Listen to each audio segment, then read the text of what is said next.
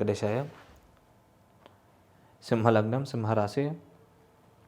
ఈ యొక్క సింహలగ్నానికి గురువు భాగ్యంలో సంచరించడం వల్ల భాగ్యాభివృద్ధి, నిల్వధనము పెంపొందడం మరియు అపార్ట్మెంట్లు మరియు కట్టినిల్లు కొనుక్కోవాలనుకునే వాళ్ళకి ఈ సమయం అనుకూలంగా ఉంటుంది. అలాగే మాట తీరు, కమ్యూనికేషన్ స్కిల్స్ బాగా మెరుగుపడతాయి. అలాగే అనుకోని విధంగా అదృష్టం కలిసి రావడం, భాగ్యాభివృద్ధి, నిల్వధనము పెంపొందడం మరియు సోదరి వర్గీయుల సహాయ సహకారాలు లభించడం, సెల్ఫ్ కాన్ఫిడెన్స్ పెరగడం, ఇమ్యూనిటీ లెవెల్స్ పెరగడం లాంటి పరిణామాలు అధికంగా జరిగే అవకాశం ఉంటుంది. అలాగే ఆరోగ్యపరంగా కూడా బాగా ఇంప్రూవ్మెంట్ వచ్చే అవకాశం ఉంటుంది. అలాగే దైవికమైన బలం, శక్తి పెంపొందుతుంది. విద్యార్థులు విద్యలో బాగా మార్కులు సాధించగలుగుతారు. తొందరగా ఉన్నత స్థితి నుంచి ఉన్నత స్థితికి తొందరగా వెళ్ళే అవకాశాలు లభించే అవకాశం అధికంగా ఉన్నది. కాబట్టి ఈ సమయాల్ని మీరు బాగా ఉపయోగించుకొని ఉన్నతమైన స్థితికి చేరుకోగలరు. అలాగే దైవికమైనటువంటి బలం, శక్తి పెంపొందుతుంది. మాట తీరు బాగా మెరుగుపడుతుంది. సభలలో బాగా ప్రసంగించగలుగుతారు. 10 మందిని మీ యొక్క స్పీచ్తో ఆకట్టుకోగలుగుతారు. కాబట్టి ఈ సమయాన్ని మీరు ఉపయోగించుకుంటే మంచిది. అలాగే ఈ యొక్క వృషభ రాశిలోకి గురువు మే 2 నుంచి మారడం వల్ల వృత్తిపరంగా మంచి ఇంప్రూవ్మెంట్ మరియు దైవికమైన బలం, శక్తి పెంపొందడం వల్ల తొందరగా ఫైనాన్షియల్ డెవలప్మెంట్ అయ్యే అవకాశం ఉన్నది. అలాగే వ్యాపారస్తులు కూడా వ్యాపారాల్లో బాగా రాణింపు అధికంగా ఉండే అవకాశం ఉంటుంది. అలాగే భూములు, స్థిరాస్తులు వాటి విలువ బాగా పెరిగే అవకాశం ఉంది. కాబట్టి ఈ సమయాన్ని సద్వినియోగం చేసుకుంటే మంచిది. కొనాలనుకుంటే తక్కువ రేటుకి భూమి లభించే అవకాశం ఉంది. అమ్మాలనుకుంటే మీరు అనుకున్న రేటుకి దగ్గరగా ఆ స్థలాలు అమ్ముడిపోయే అవకాశం అధికంగా ఉన్నది. కుటుంబాభివృద్ధి, కుటుంబంలో వ్యక్తులు మిమ్మల్ని బాగా అర్థం చేసుకోవడం, ఏదైతే అనుకుంటున్నారో అది చేయడానికి తగ్గ సహాయ సహకారాలు అందింపజేయడం లాంటి పరిణామాలు అధికంగా జరిగే అవకాశం ఉంది. కాబట్టి ఈ సమయాన్ని మీరు బాగా ఉపయోగించుకుంటే మంచిది. అలాగే ఈ యొక్క గురువు 4వ స్థానాన్ని కూడా చూడడం వల్ల సుఖ సంతోషాభివృద్ధి మరియు బిల్డర్స్ మరియు కన్స్ట్రక్షన్స్ బిజినెస్లో ఉన్నవాళ్ళు, ల్యాండ్ అమ్మకం చేద్దాం అనుకునే వాళ్ళు, ఫ్లాట్లు చేసి అమ్మేవాళ్ళు, ఇలాంటి వాళ్ళకి సమయం బాగా అనుకూలంగా ఉంటుంది. కాబట్టి ఉపయోగించుకుంటే మంచిది. అలాగే శత్రు రోగ రుణాది పీడలు కూడా బాగా తక్కువగా ఉంటాయి. లోన్లు కోసం ట్రై చేస్తే కనుక లోన్లు తొందరగా మంజూరు అయ్యే అవకాశం ఉంటుంది. అలాగే దృష్టి దోషాలు కూడా కొద్దిగా తక్కువగా ఉండే అవకాశం ఉంటుంది. మీరు ఎవరికైనా బాకాయి పడితే ఆ బాకీ తీర్చే అవకాశం ఉంటుంది. అలాగే మీకు ఎవరైనా ఇచ్చేవాళ్ళు ఉంటే కనుక ఈ సమయంలో మీకు ఆ డబ్బులు వచ్చే అవకాశం ఉంటుంది. కాబట్టి ఈ సమయాన్ని మీరు ఉపయోగించుకుంటే అన్ని పరాలుగా కూడా యోగించి లాభించే అవకాశం ఉంటుంది.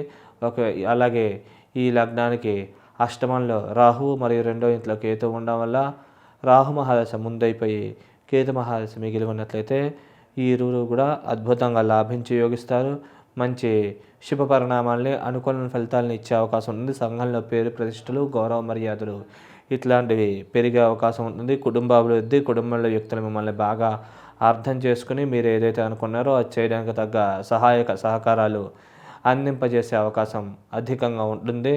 మరియు కోర్టు మరియు న్యాయ సంబంధించిన విషయాల్లో అనుకూలమైన ఫలితాలు, తీర్పులు ఇట్లాంటివి వచ్చే అవకాశం ఉంటుంది. కాబట్టి ఈ సమయాన్ని మీరు ఉపయోగించుకుని మీరు ఉన్న స్థితి నుంచి ఉన్నత స్థితికి తొందరగా చేరుకోగలరు. అలాగే దైవికమైన బలము, శక్తి కూడా బాగా పెంపొందే అవకాశం అధికంగా ఉన్నది. కాబట్టి ఈ సమయాన్ని ఉపయోగించుకుంటే అన్ని పరాలుగా మంచి జరిగే అవకాశం ఉంది. వ్యక్తిగత జాతకంలో కనుక ముందుగా కనుక కేతు మహాదశ అయిపోయి రాహు మహాదశ మిగిలి ఉన్నట్లయితే కొద్దిగా ఈ విషయాల్లో కొద్దిగా వ్యతిరేకమైన ఫలితాలు వచ్చే అవకాశం ఉంది. కాబట్టి ఈ విషయాల్లో తగు జాగ్రత్తలు తీసుకుంటే అన్ని పరాలుగా కూడా లాభించి యోగించే అవకాశాలు అధికంగా ఉన్నాయి. అలాగే ఈ యొక్క శనీశ్వరుడు 7వ స్థానంలో ఉండడం వల్ల వివాహ ప్రయత్నాలు చేసే వాళ్ళకి వివాహం పరంగా స్వల్పంగా ఆలస్యం అయ్యే అవకాశం ఉంది. మరియు అనవసరమైన ఖర్చులు అధికంగా అయ్యే అవకాశం ఉంటుంది. శని దశలు, అంతర్దశలు నడిచినట్లయితే ఈ ప్రభావం ఎక్కువగా ఉంటుంది. అలాగే శని యొక్క పాప దృష్టి లగ్నం మీద ఉండడం వల్ల స్టామినా, ఇమ్యూనిటీ దెబ్బతినడం, కొద్దిగా సెల్ఫ్ కాన్ఫిడెన్స్ దెబ్బతినడం, భూమి పరంగా స్వల్పమైన లిటికేషన్స్ క్రియేట్ అవ్వడం లాంటి ప్రభావాలు ఉండి వాటి వల్ల ఇబ్బందులు పడే అవకాశం ఉంది. కాబట్టి ఈ విషయాల్లో జాగ్రత్తగా ఉంటే మంచిది.